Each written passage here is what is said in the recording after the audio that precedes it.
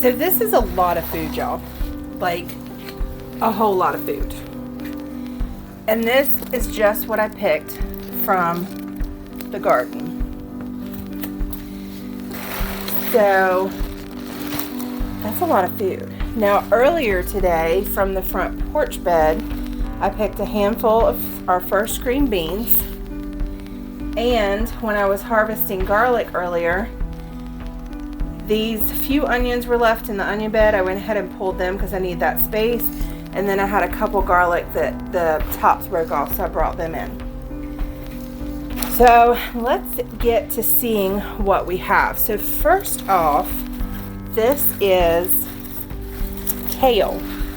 And I have 2 of these kale plants that have done just amazing.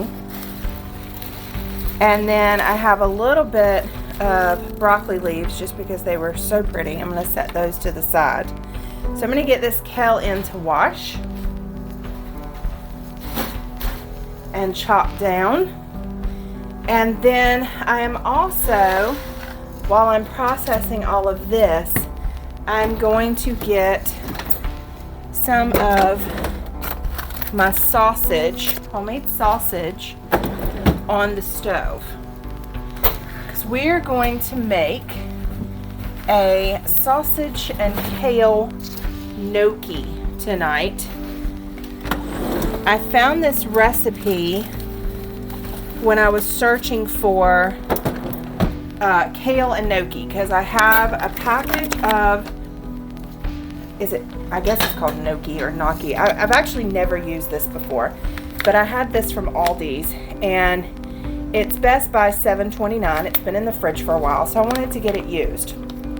So I was searching for recipes for kale and gnocchi because I know they go well together, because you've got the soup at Olive Garden, which I believe is kale, and I found a bunch of recipes, and this one used sausage, and it was kind of reminiscent of that soup to me.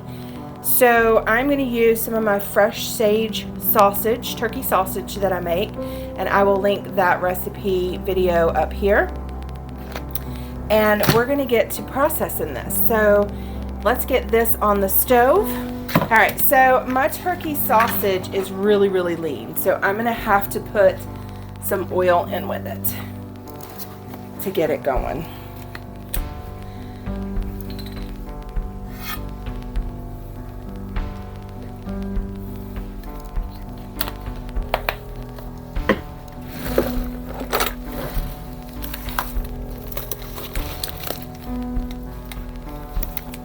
It has pretty much like no fat in it.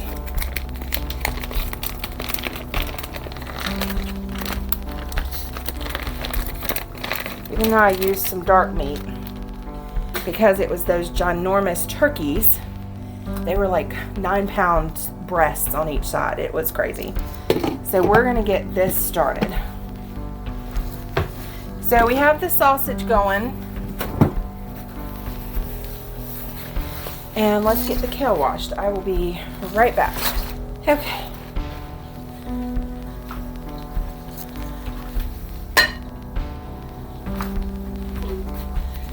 Slide that to the side. Have me a bowl.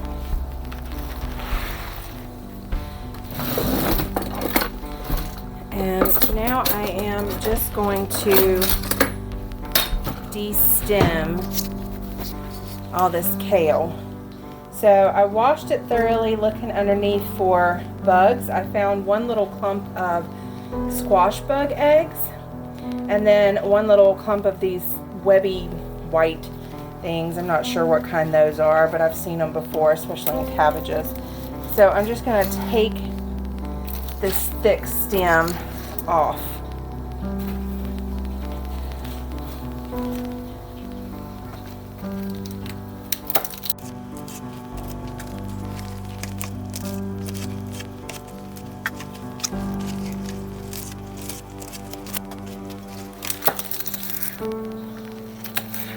If you do not have kale growing in your garden and you want to try this recipe, you could get probably, I don't know if they have frozen kale in the stores like they do chopped broccoli. I've never actually looked for it, but you could get kale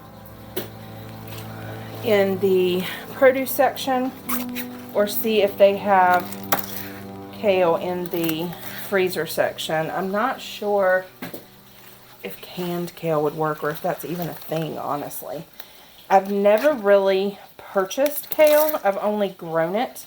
And so if I don't grow it, I don't eat it. It's not actually one of my favorite foods. I know there are some people who like swear by kale, and it's a superfood, and they juice it and they put it in smoothies, and you know, they just do all kinds of things with it.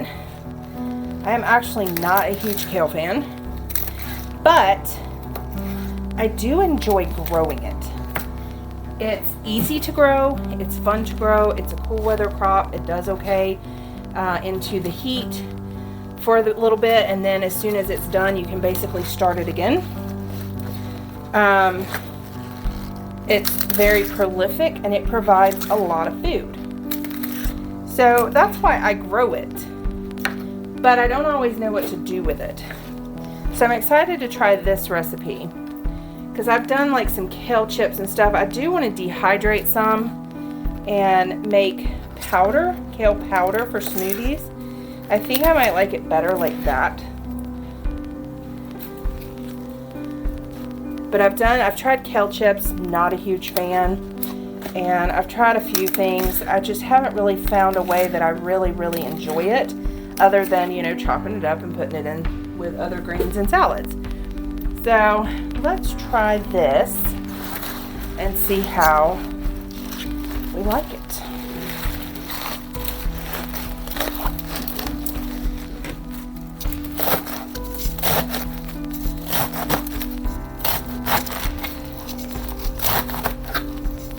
But if you have a container or a bucket or a very small space, kale is one of those things that you could grow in a pot or a 5-gallon bucket and get a lot of continuous food that is extremely high in nutrition. It's actually a lot of kale. That may be too much.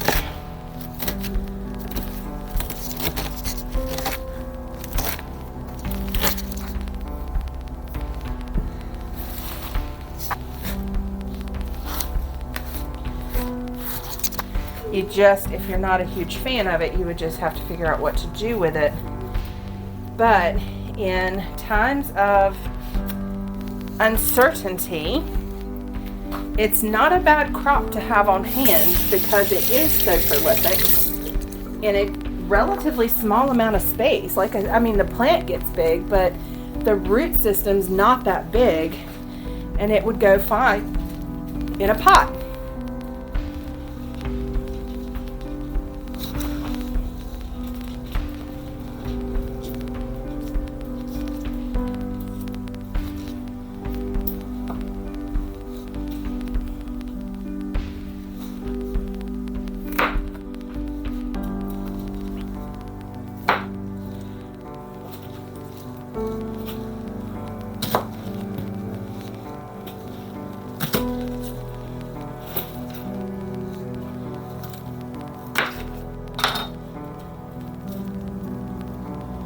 This is not enough onion for what we need, but we still have a half onion in here somewhere. Maybe. Well, I thought it did. There it is. So we're going to use this half and then these pieces instead of a half cup of finely chopped yellow onion.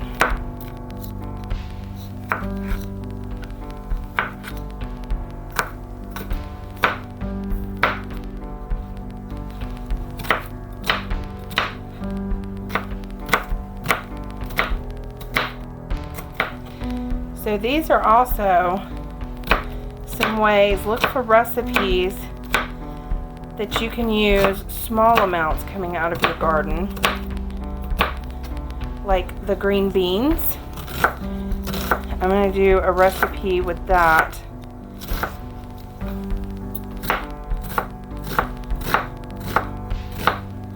As a side to use small amounts. You can also throw them in the dehydrator and collect them, or put them in the freezer and collect them until you have enough, or the refrigerator for a few days.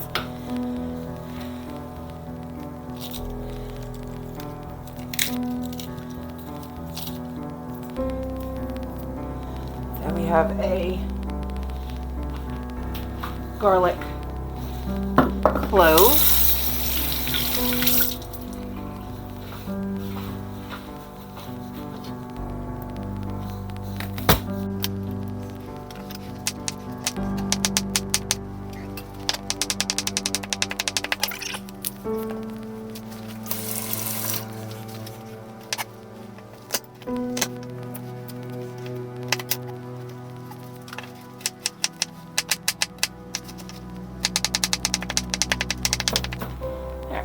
So there's my garlic ready.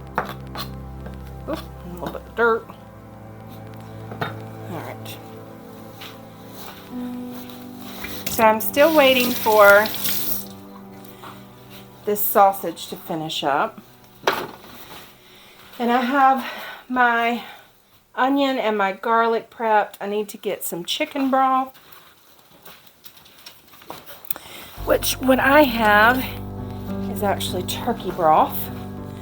So this is one of my cans of turkey broth, and I'm still waiting for that. So I'm going to go back to working on this. So this is some broccoli heads that I needed to harvest from the garden.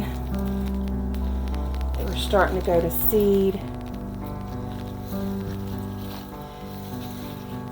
Squash that's gotten a little bit big, and I think that's the Tondo Scuro, which is like an 8-ball zucchini squash, so I may have let that one go too long. And then the rest are actually beets, so we're going to get those cleaned up. Alright, so I'm going to scoop my onion over, my garlic over.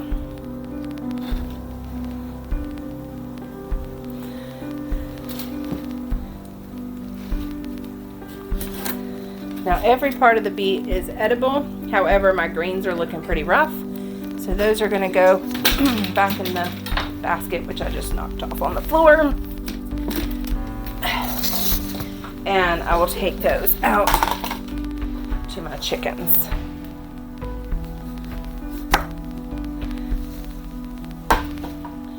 So I love these beets.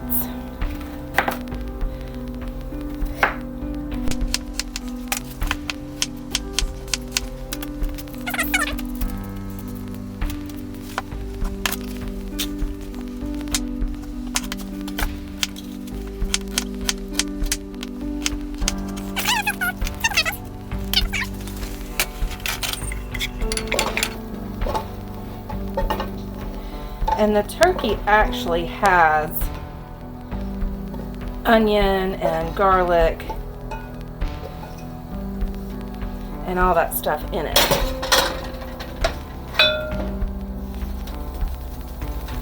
I just made a mess, which y'all can't see. Okay. Alright, so now I have some olive oil going on the stove. I'll put my onion,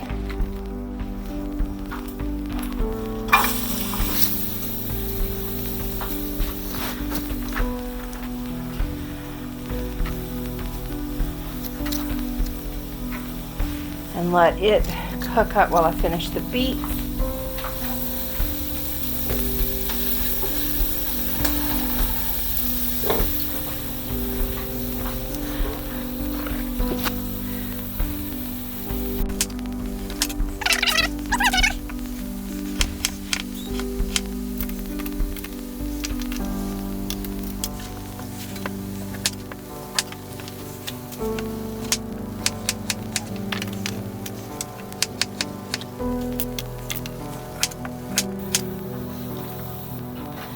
Okay, so now we are going to add our garlic.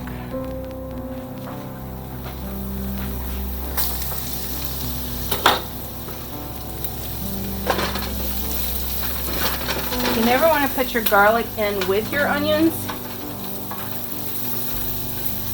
because it'll burn and brown up too fast. So while that's doing, I'm going to drizzle our beets. Hello, YouTube.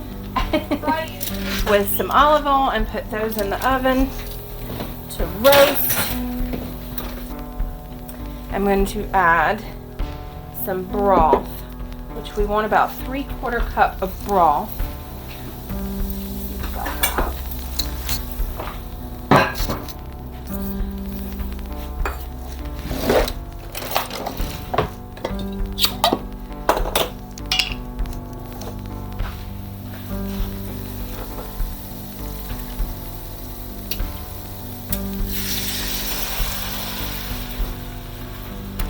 And then we also want to put in about 3/4 cup of milk.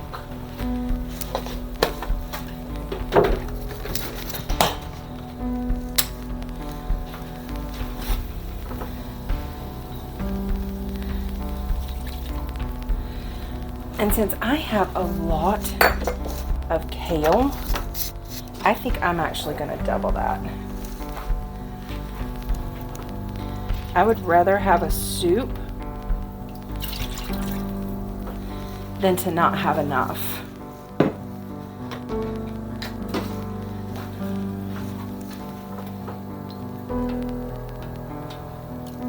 And I have quite a bit of sausage too. I think it was a 2-pound pack.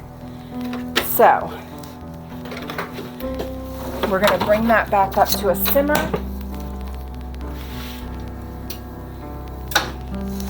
I'll just show you what it looks like because I'm not moving my camera around tonight.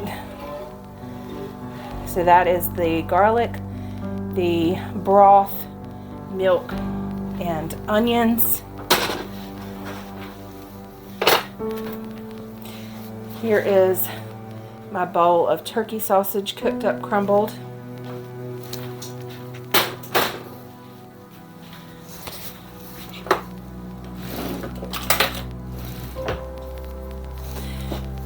Add this huge bowl of kale as soon as it comes up to a simmer. Okay, we are at a simmer, so we are going to add this now.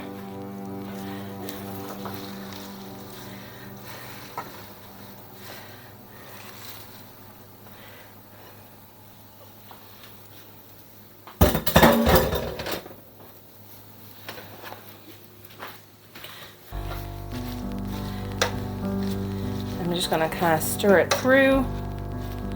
And then I'm going to put the lid on it and let it melt, or not melt, let it wilt. Okay, so then we're going to add in the gnocchi.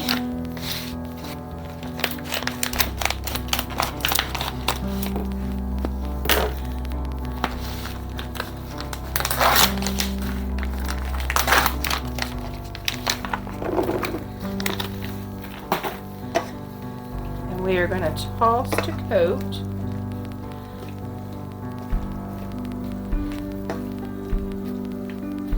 And then we're going to let it cook for another 5 to 6 minutes till that gets soft and pliable. Now we're going to add the sausage back to it.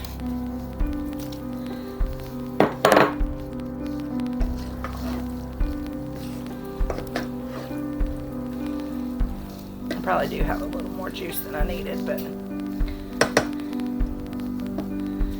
And then we are going to add a 1/3 cup heavy cream.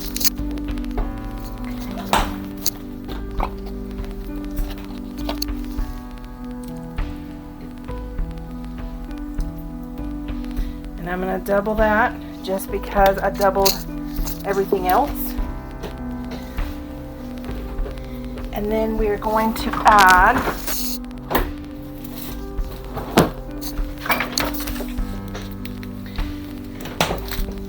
some Parmesan.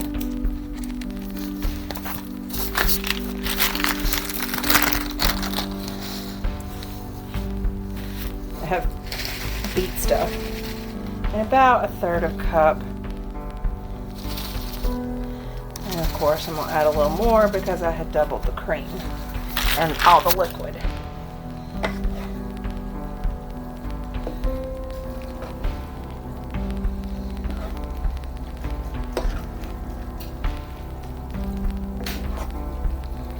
And I'm gonna let that sit on the stove and simmer for just a minute because I'm waiting on my husband to get in from feeding animals. And I'm gonna add some pepper. It calls for crushed red pepper flakes, which I thought I had some, but I do not. It also calls for salt and pepper, but because I have almost out of pepper. Woo, there it goes. Because I have my homemade sausage in here and my homemade broth, I want to taste this before I add more salt because I may not need it.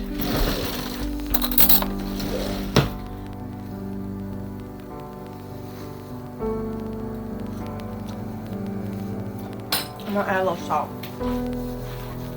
Not a lot.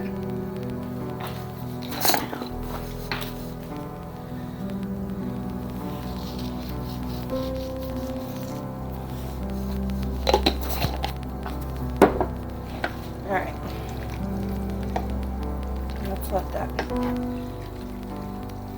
continue to. And here's our roasted beets. So we are all done and ready to have dinner. Thank you everybody for harvesting our dinner tonight and cooking with me. I hope this helped. I'm going to link the recipe below as well as the link to the homemade sausage video, and I will see you in the next one. Bye.